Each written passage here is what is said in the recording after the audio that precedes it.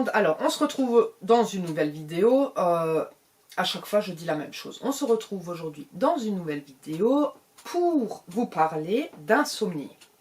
Et pas seulement d'insomnie, tu vois, l'insomnie, voilà, t'es insomniaque, point barre, tu dors pas et c'est super relou après. Mais plutôt l'insomnie en fait due aux phases lunaires. Donc du coup, j'ai pas fait de recherche, ma Mimi.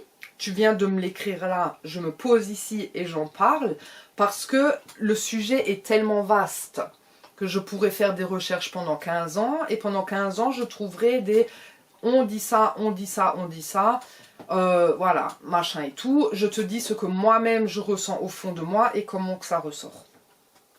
Donc du coup, effectivement, certaines personnes sont très sensibles aux phases lunaires. Donc que ce soit la pleine lune, la nouvelle lune, voilà, les différents croissants de lune, voilà, peu importe, notre corps est réactif à la lune. Pourquoi? Parce que notre corps lui-même est composé de 70, je crois, % d'eau.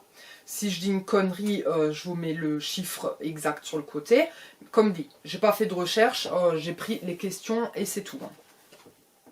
Donc du coup, la mer, elle agit, la lune agit sur la mer. Donc, marée basse, marée haute, voilà, hein, la mer se retire, la mer, elle revient.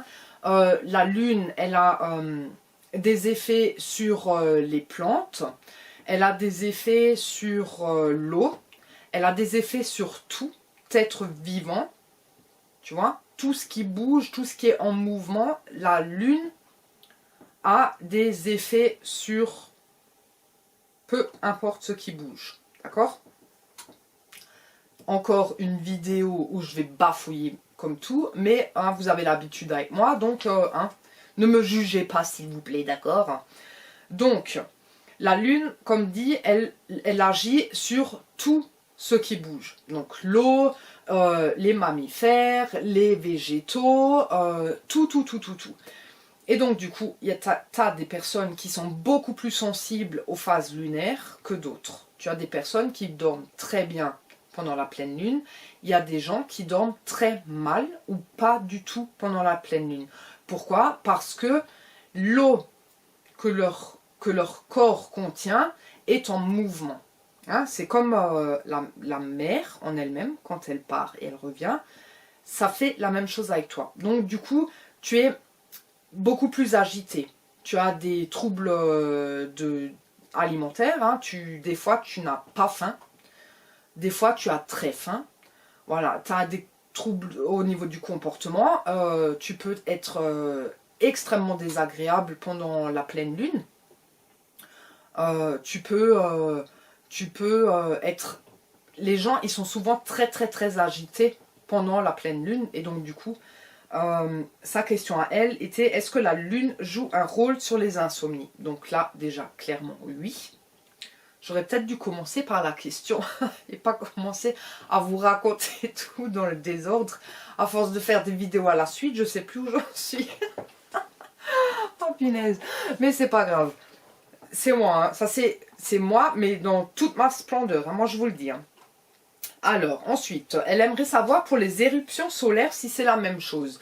Je pense que ça doit être la même chose, parce que quand il y a une éruption solaire, ça dégage une énergie, mais incroyable, machin, ça te bouffe, tu vois, ça explose, il y a une énergie, tu vois, qui est évacuée dans l'espace.